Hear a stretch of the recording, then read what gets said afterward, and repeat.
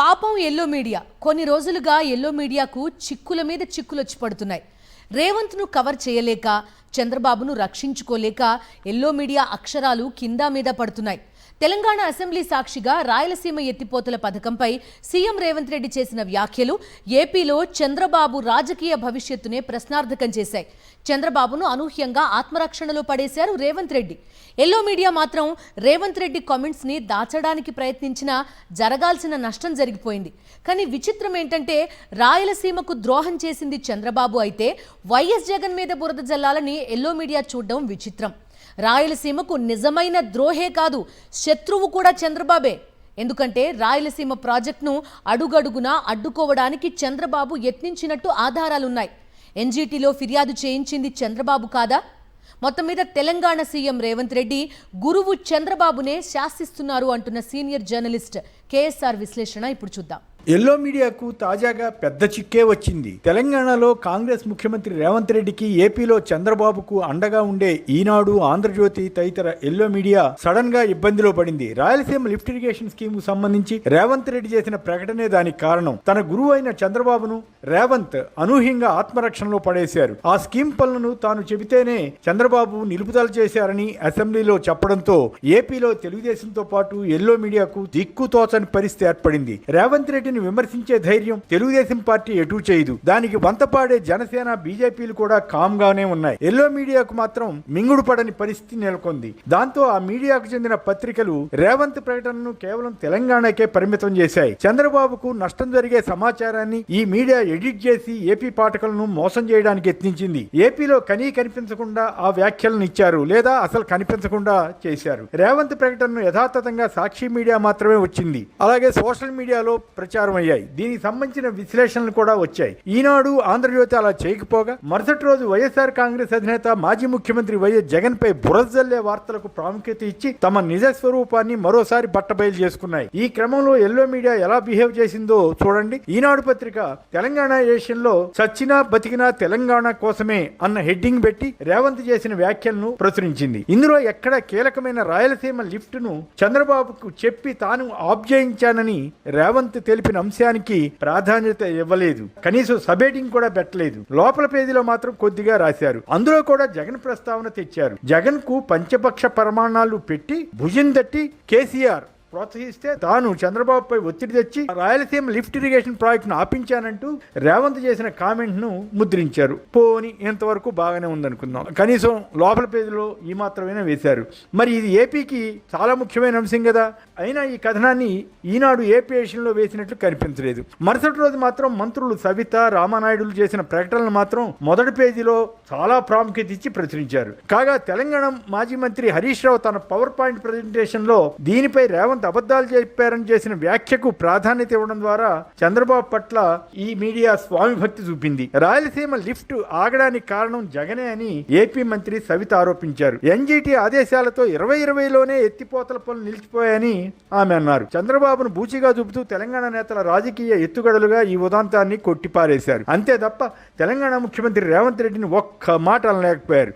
దీన్ని బట్టే TDP Congress match fixing చాలా స్పష్టంగా వెల్లడవుతుంది. ఈ స్కీమును తెచ్చింది జగన్ అయితే ఇది ఆగడానికి కారణం ఆయనని ఆరోపించడం ద్వారా టీడీపీ తన మోసపూరిత వైఖరిని బహిర్గతం చేసుకుంది. ఎన్జీటీలో ఈ పథకంపై ఫిర్యాదు చేసింది తెలంగాణకు చెందిన టీడీపీ వారి సహకారంతో అని అప్పట్లోనే వార్తలు వచ్చాయి. ఎన్జీటీ ఈ పథకానికి వ్యతిరేకంగా ఆదేశాలు ఇచ్చినా జగన్ వ్యూహాత్మకంగా వ్యవహరించి పనులు కొనసాగించారు. దాంతో మళ్లీ అటు కేసీఆర్ ప్రభుత్వం, ఇటు ఏపీలో జగన్ అంటే పడని శక్తులు ఎన్జీటీకి ఫిర్యాదులు చేస్తూ వచ్చాయి. అయినా జగన్ ఎక్కడా వెనక్కి తగ్గలేదు. 2024లో జగన్ ప్రభుత్వం ఓడిపోయేంత వరకు ఈ స్కీమ్ పనులు కొనసాగాయని, రాయలసీమ ప్రయోజనాల పరిరక్షణకి జగన్ విశేష కృషి చేశారని, అందుకు సంబంధించిన రికార్డుల వివరాలను వైసీపీ నేత సతీష్ రెడ్డి వివరించి ఛాలెంజ్ చేశారు. కూటమి అధికారంలోకి వచ్చాక ఇది నిలిచిపోయిన మాట వాస్తవమే. అధికారం వచ్చి 19 నెలలైనా టీడీపీ, జనసేన, బీజేపీ కూటమి ప్రభుత్వం ఈ స్కీమును ముందుకు తీసుకువెళ్లకుండా ఎందుకు ఆపారు? కేంద్రంలో కూడా భాగస్వాములైన వీరు ఈ స్కీమ్ పై ఎందుకు చొరవ తీసుకోలేకపోయారు? వీటిపై మంత్రులు సమాధానం ఇవ్వాలి కదా.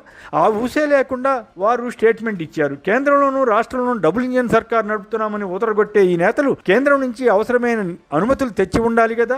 అవేమీ చేయలేదంటే ఈ పథకాన్ని ఆపినా రాయలసీమకు నష్టం జరిగినా పర్వాలేదన్నట్లే కదా అన్న ప్రశ్నకు ఏమి జవాబిస్తారు? రేవంత్ డిమాండ్కు తలొగ్గినట్లే అవుతుంది కదా. ఒకవేళ జగన్ పై ఇలాంటి ఆరోపణ వచ్చి ఉంటే తెలుగుదేశంతో పాటు ఎల్లో మీడియా ఎంత రచ్చ చేసి ఉండేవో ఊహించుకోవచ్చు. ఇరిగేషన్ మంత్రి రామానాయుడు కూడా రాయలసీమకు జగన్ ద్రోహం చేశారంటూ ఒక తప్పుడు ఆరోపణ చేశారే తప్ప తెలంగాణ ముఖ్యమంత్రి రేవంత్ రెడ్డిని ఒక్క మాట అనలేకపోయారు. రేవంత్ చాలా స్పష్టంగా ఏకాంత సమావేశంలో చంద్రబాబును ఒప్పించానని వెల్లడించారు. మామూలుగా అయితే రేవంత్ పై ఎంత గొడవ చేయాలి? అలా కాకుండా ఏదో మొక్కుబడిగా టీడీపీ నేతలు మంత్రులు మాట్లాడి సరిపెట్టుకున్నారంటే ఏమనుకోవాలి? రాయలసీమకు ద్రోహం చేసింది తెలుగుదేశం, జనసేన, బీజేపీ కూటమి ప్రభుత్వేనని స్పష్టమవుతోంది కదా. ముఖ్యమంత్రి చంద్రబాబు త్వరలో దీనిపై మీడియా సమావేశం పెట్టి వాస్తవాలు చెబుతారట. ఇంత పెద్ద ఆరోపణ తనపై వస్తే చంద్రబాబు వెంటనే జవాబు ఇవ్వలేకపోవడం ఎంత బలహీనతో తెలియడం లేదా? ఆంధ్రజ్యోతి దినపత్రిక సీమ లిఫ్ట్ ఆపేసింది జగనే అని పెద్ద హెడ్డింగ్ పెట్టి తన పాఠకులను, ఏపీ ప్రజలను మోసం చేయడానికి శక్తి వంచన లేకుండా కృషి చేసింది. ఈ పత్రిక రేవంత్ చేసిన వ్యాఖ్యల సారాంశాన్ని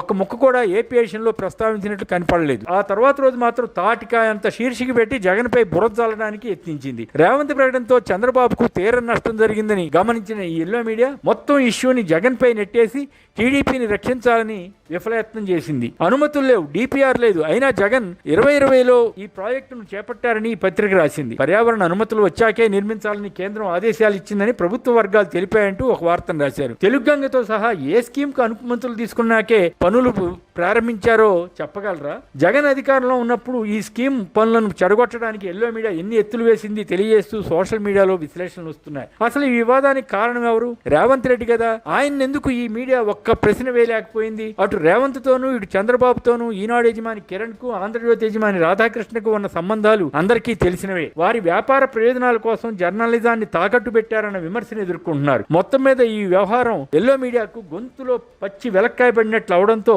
దాన్ని కవర్ చేయడానికి జగన్ పై తోసేసి కుట్ర చేస్తున్నారు. ఇదే టైంలో ఇంకో సంగతి చెప్పాలి. చంద్రబాబు నాయుడు పోలవరం నుంచి బనకచెర్లకు లిఫ్ట్ స్కీమ్ అంటూ విపరీతంగా ప్రచారం చేసి సడన్ గా దాన్ని ఆపేసి పోలవరం టు నల్లమల సాగర్ స్కీమ్ అంటూ కొత్త గాత్రం ఎందుకు అందుకున్నారో మీ ఎల్లో మీడియా చెప్పగలదా? ఓటుకున్న అడుగేసిన తర్వాత రేవంత్ ఏర్పడిన సంబంధ బాంధవ్యాల రీత్యా చంద్రబాబు ఆయన మాట కాదనలేని పరిస్థితి ఏర్పడిందన్నది విశ్లేషకుల అభిప్రాయం. ఆ కేసు వల్లే ఉమ్మడి రాజధాని హైదరాబాద్ ను వదులుకొని చంద్రబాబు ఏపీకి వెళ్లిపోతే ఇప్పుడు ఏపీ ప్రయోజనాలను తెలంగాణకు తాకట్టు పెట్టి ఏకంగా రాయలసీమ లిఫ్ట్ స్కీమ్ నే నీరుగారుస్తున్నారన్న విమర్శను చంద్రబాబు ఎదుర్కొంటున్నారు. అంటే గురువును శిష్యుడే శాసిస్తున్నారా?